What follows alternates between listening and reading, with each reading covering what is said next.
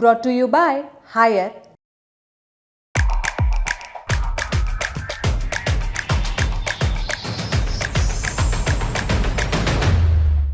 पंद्रह अक्टूबर को चुनाव आयोग ने एक प्रेस कॉन्फ्रेंस की जिसमें देश में होने वाले कुछ चुनाव और उपचुनावों की घोषणा हुई। इन उपचुनावों की फहरिस्त में एक नाम केरला की वायनाड सीट जो लोकसभा सीट है उसका भी नाम शामिल था। और क्योंकि इसके पहले वहाँ से कांग्रेस के नेता राहुल गांधी सांसद थे, लेकिन 2024 में वो चुनाव जीतने के बाद उन्होंने ये सीट छोड़ दी और रायबरेली से भी वो सीट जीते थे, तो उन्होंने रायबरेली को कंटिन्यू किया और यहाँ पर उपचुनाव की स्थिति बन गई क्योंकि उन्होंने ये सीट छोड़ दी थी। और अब कांग्रेस पार्टी ने 15 अक्टूबर को ही वहाँ से अपना उम्मीदवार घोषित कर दिया है और वहाँ से उनकी उम्मीदवार होंगी प्रियंका गांधी वाड्रा। क्या है इसके बारे में ये सारी जो भी डिटेल्स हैं, जो भी इसमें नई अपडेट्स आई हैं, उसके साथ हमारे साथी जो प्रशांत हैं वो ज़्यादा जानकारी के साथ हमारे साथ हैं। बताइए प्रशांत, क्या जोड़ना चाहेंगे? तो बड़ा अपडेट यही है कि वायनाड सीट से जो राहुल गांधी जीते थे बाद में छोड़ दी थी, क्योंकि आपको एक सीट छोड़नी होती है आप अगर 2 सीट जीतते हो तो उन्होंने रायबरेली चुनी। तो अब उस सीट में जो उपचुनाव होने हैं उसके लिए पार्टी ने प्रियंका गांधी का नाम अनाउंस किया है। और सबसे बड़ी चीज़ ये है कि ये प्रियंका गांधी का डेब्यू है पॉलिटिक्स में, पहला चुनाव। हाँ, वो पहली बार चुनाव लड़ने जा रही हैं। और वायनाड सीट जो कि अब एक तरीके से बड़ी सीट हो गई है और वो वहाँ पे कांग्रेस पार्टी एक तरीके से आप कह सकते हैं कि वो मानने लगी वो उनका गढ़ है, क्योंकि और ये बहुत पहले से अनुमानित था। अनुमानित भी क्या था, जब जून में राहुल गांधी ने वो सीट छोड़ी या मल्लिकार्जुन खड़गे जो कांग्रेस के अध्यक्ष हैं, उन्होंने जब अनाउंस किया था कि राहुल गांधी वायनाड छोड़ेंगे और रायबरेली मतलब सीट उनके पास रहेगी, तो उन्होंने ये भी बोला था कि पार्टी वायनाड से प्रियंका गांधी को चुनाव में खड़ा करेगी। तो अब आज आधिकारिक तौर पर ऑफिशियली वो अनाउंसमेंट हो गया है। और उस वक्त जब सीट वायनाड से प्रियंका गांधी को खड़ा करने की बात आई थी सामने, तो पहली बात तो राहुल ने ये बोला था, क्योंकि वही होता है कि वो इमोशन से जुड़े होते हैं, जैसे अमेठी और रायबरेली से गांधी परिवार के जुड़े हुए हैं। तो राहुल ने कहा था कि मेरे लिए ये सीट छोड़ना काफ़ी टफ है, मतलब ये डिसीजन लेना कि कौन सी सीट मैं छोड़ूं, क्योंकि वायनाड वो सीट थी जो 2019 चुनाव में जिसने राहुल गांधी को बचाया था। वो अमेठी से चुनाव हार गए थे, वायनाड से जीते थे और वो उस वक्त रिकॉर्ड जीत थी, 4,31,000 से ज़्यादा वोट जीते थे।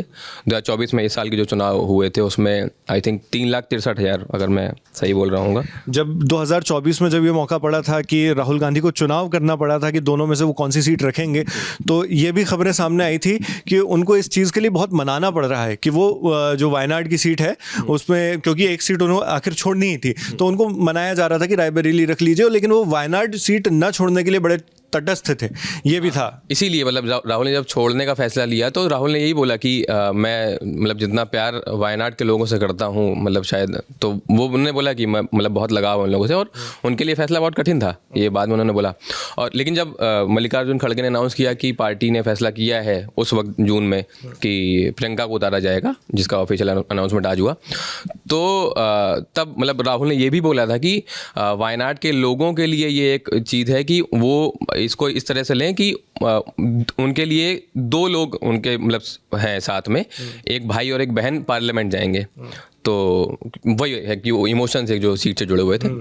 और अगर एक बड़ी बात यहाँ पे है, अगर प्रियंका जीतती हैं तो गांधी परिवार का एक तीसरा सदस्य अब संसद पहुँचेगा।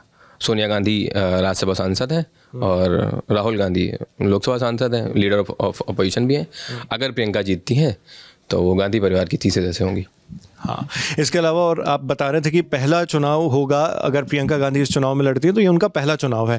हाँ, तो कितने मतलब कब से वो राजनीति में आई हैं और कितने सालों के बाद उन्होंने पहला चुनाव लड़ने का फैसला लिया है? तो ऑफिशियली अगर आप अब जीतेंगी तो पहली बार सांसद बनेंगे, क्योंकि पहली बार चुनाव जीतेंगी, लड़ रही हैं।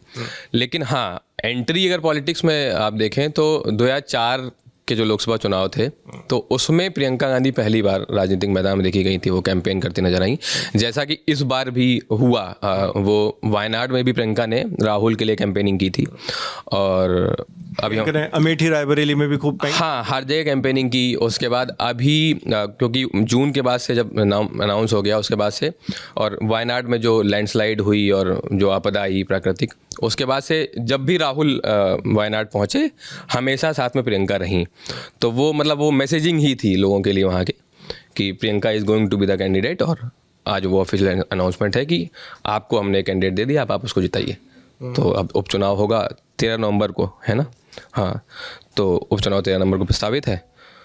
तो पार्टी ने अब वो कर दिया। और एक और चीज़ है कि केरल में जो हर जगह उपचुनाव जहाँ जहाँ होने हैं, तो केरल की 2 सीटों पे जो विधानसभा सीट है, पलक्कड़ और चिलकारा, वहाँ से भी कांग्रेस ने अपने उम्मीदवारों के नाम घोषित किए हैं। तो कुल मिलाकर उन्होंने सिर्फ प्रियंका गांधी का नाम अनाउंस नहीं किया, जो भी उपचुनाव केरला से होने वाले हैं उनका भी नाम वहां पर अनाउंस कर दिया है।